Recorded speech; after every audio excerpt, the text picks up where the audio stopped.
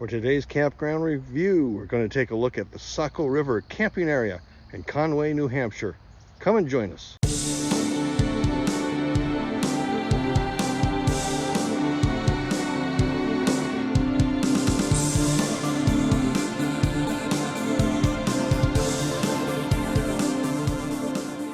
Saco River Camping Area is a very nice camping area. It's very large and it sits right on the river. They have a lot of recreational opportunities, including getting an inner tube and floating down the river to a pickup station. The Saco River that runs by here is a branch from it, and this is a very calm section. Fly fishing only in the river. The water is very clean and clear.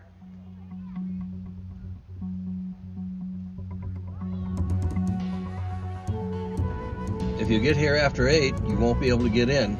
They have this little place off to the side where you can stay the night until they open in the morning.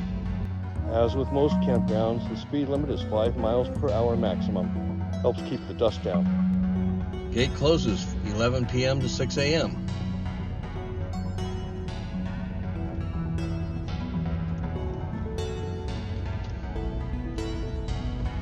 When you first arrive, there's a little country store and office. They want you to pull up as far as you can, though, not block the driveway.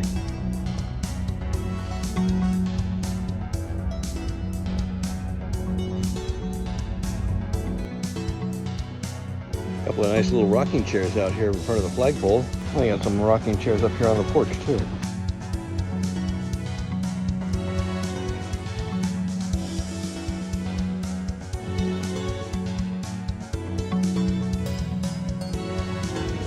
Something vital for teenagers. And they got some shirts and hats and stuff. That fishing shack's really cute. They even have maple products.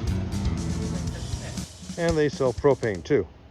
The campground is gated, and once you pull through with your little code, you can proceed on to the left, which would be the larger sites with lots of pull-throughs. It's a newer section, but if you go straight back, you get into a forested section and right along the riverfront.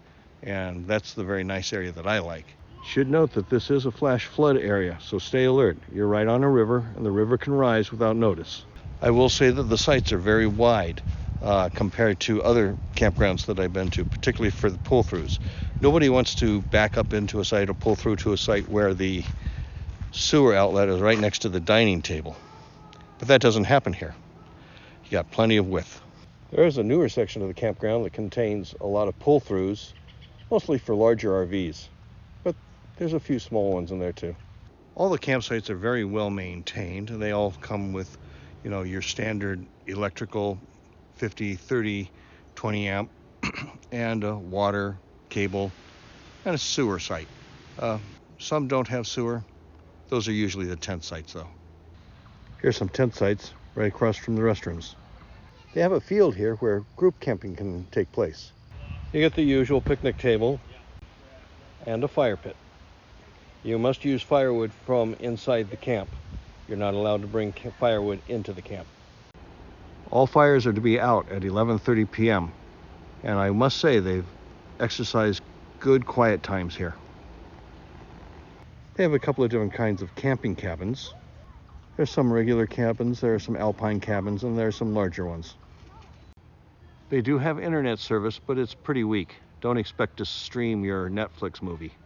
They have dumpsters right as you enter and exit the park. They even have a little container to recycle your propane cylinders. Just the 1-pounders, please. There's a single dump station. They have 2 bathhouses here. Both are very clean and well stocked. Showers are clean. Yeah, it's good for camping.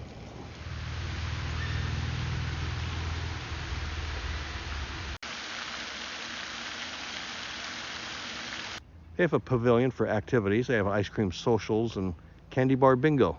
You can rent tubes to go floating down the river. Once you're done floating down the river, they use this bus to bring you back, along with the rig to bring back the flotation devices. And they rent kayaks and canoes. There's a small pool here, but it was closed for the season. They have this mining company where you can sluice for gems and fossils. You can rent a golf cart for $50 to $65 a day. They've got fun cycles here too. An outdoor ping pong table and large chessboard on the ground. They have a volleyball area. They have a basketball court, horseshoe pits, and I think that's a bowling area right next to the horseshoe pits, you know, like lawn bowling. I like this swing shaped as a tree. It's a nice big field here for recreational opportunities. Looks like they are building a new rec hall here. Should be great once it's done. And they have a baseball field, or kickball maybe. Last night I came out to this field and it was plenty dark, and we had beautiful view of the stars.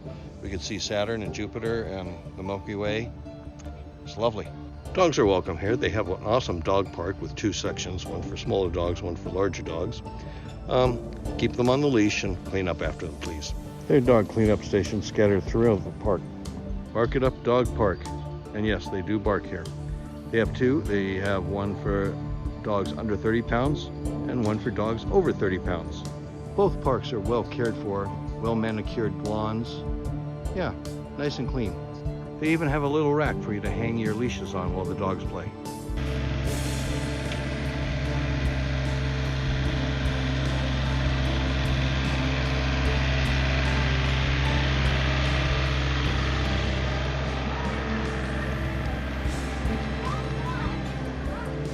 It is very much a lovely campground, forested with some deciduous trees and low brush. As far as wildlife, mostly chipmunks and squirrels, some birds.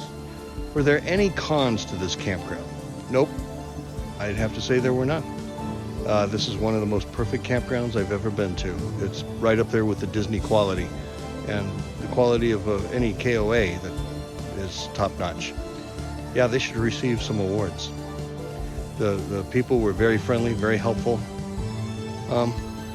There wasn't much food in the store, but Hannaford's is right across the street. Just in case you didn't know, Hannaford's is a grocery store. And there's a Walmart behind the Hannaford's. Would we stay here again? Absolutely. We would love to stay here again. As a matter of fact, they have this special that when you leave, you have up to 10 days to book the site for the next year. For pretty much the same time you were here this year, I think. I think we're going to take advantage of that. Yeah, we'll definitely come back.